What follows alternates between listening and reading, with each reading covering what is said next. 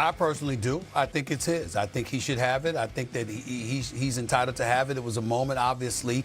He was the one that was on the ice accomplishing the feat that he accomplished, representing the United States of America in pristine fashion the way that he did and bringing home the gold. So my attitude is that should be the case. But I'm not blaming the Hall of Fame. It was given to them. The International Ice Hockey Hall of Fame donated the puck to the Hockey Hall of Fame. And so because they gave it to them and there's paperwork that shows that it's not their fault, and what they're saying is it was given to us by the International Ice Hockey Hall of Fame. It wasn't his to own. It clearly was theirs, and they elected to give it to us, so we ain't trying to give it back. I understand their position as well, so neither Hughes is to blame nor the Hockey Hall of Fame is to blame. But in the end, the bottom line is I think the players that are out there, the performers that are actually putting forth the exploits out there, they're the ones that deserve it more than anybody else. And it's for them to give to the Hall of Fame if they want to. That's just my mindset. But again, I'm not blaming the Hockey Hall of Fame for it, nor am I blaming Jack Hughes for feeling the way that he feels. The International Hockey Hall of Fame said, hey, it wasn't his to own, it's ours. And we donated it to, the Hall of Fame. And I'm wondering, why did they do that? Why wouldn't they think to give it to Jack Hughes? That to me is where the fault lies, but it is what it is. Definitely a historic relic that is now on display at the Hockey Hall of Fame. JPMorganChase announced a new initiative to help athletes navigate every aspect of their financial lives, from their early career stages through retirement. The initiative is called the Athlete Council, led by two-time NBA Hall of Famer Dwyane Wade, and featuring other high-profile athletes: Tom Brady, Sue Bird, Alex Morgan, Megan Rapinoe, Asia Wilson, and Jalen Brunson. The stars are going to meet with JP Morgan executives to help the bank craft programs designed to serve athletes. Now, Stephen A., I know that this is something that when you heard the story, you were very passionate about it. What kind of impact do you think this is going to have on athletes? I think it's going to have a profound impact because of the people involved. When you talk about professional athletes, it doesn't get much better than Tom Brady and Dwyane Wade. Two champions, two conscientious individuals that care about their fellow man and women when it comes to the sport of football and basketball, respectively, and professional athletics all across the board.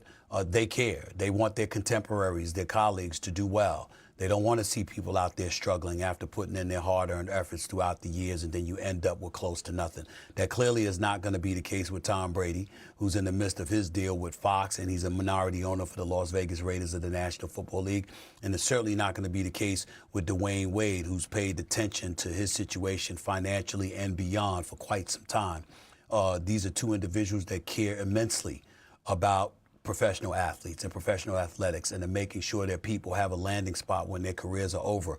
They were conscientious when they were playing the sport. They were mindful of what they did and how they did it and how they were projected, and how things came across, because they recognized the fact that it would resonate exponentially throughout the years and years to come. How you carry yourself, the way you present yourself, the way you position yourself to ultimately continue to have a career beyond the court or the field of play is something both paid rapt attention to while they were winning championships. So I think with that in mind, it's more than apropos that these two are leading the pack in terms of, financial stability and invoking and trying to counsel folks on being a bit more financially responsible and teaching them, because financial literacy is a problem in this world.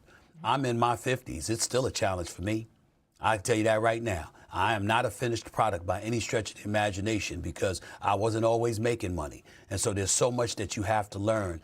And when you have people out there that are focused on financial literacy and they're listening to people like them, it goes a long way. And obviously, we play a role in that as well. Wendy's getting ready to talk. I don't even know what Wendy is going to say, but let me promise you something.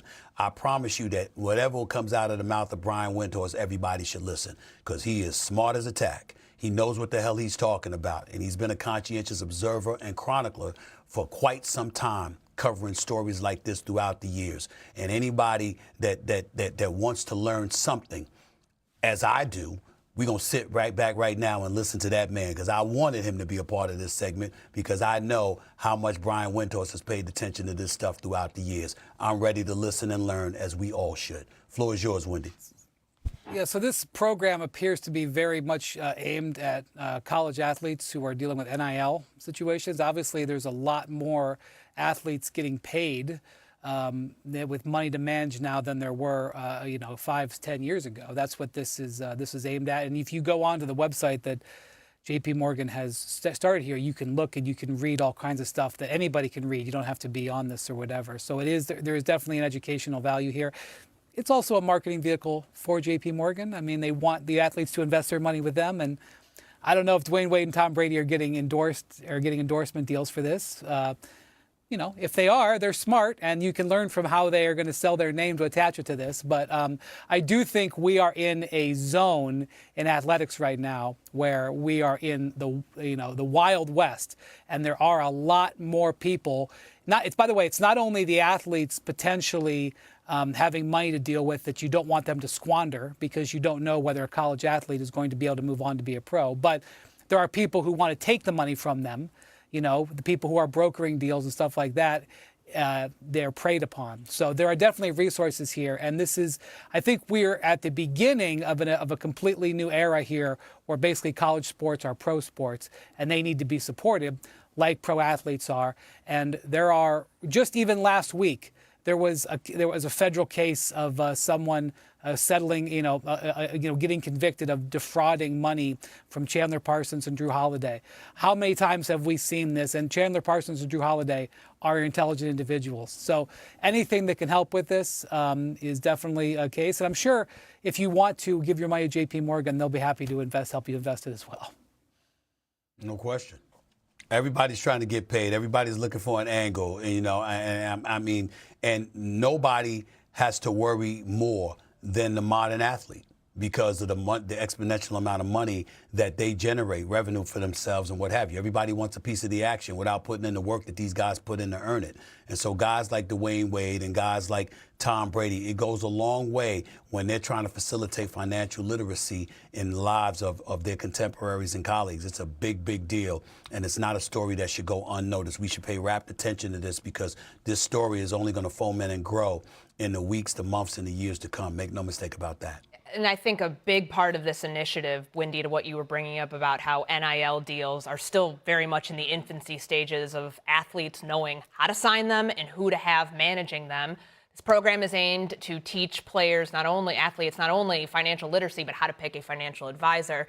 And just a staggering stat that JP Morgan put out in this release, 1 in 6 NFL players within 12 years of retiring have to file for bankruptcy. I know that we often think that athletes make all this money and they have it forever. Very clearly, the facts out there show that is not always the case. Well, all right.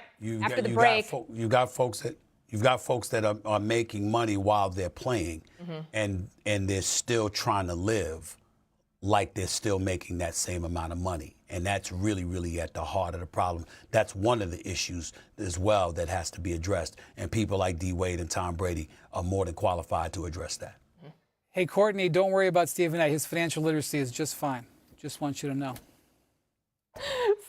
It's not bad. I think you're doing all right, Stephen A. All right, straight ahead, blue blood programs that may not make it out of the first round. We have got you covered on who to be on the look for.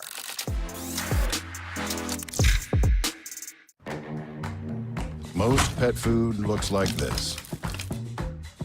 But not the farmer's dog.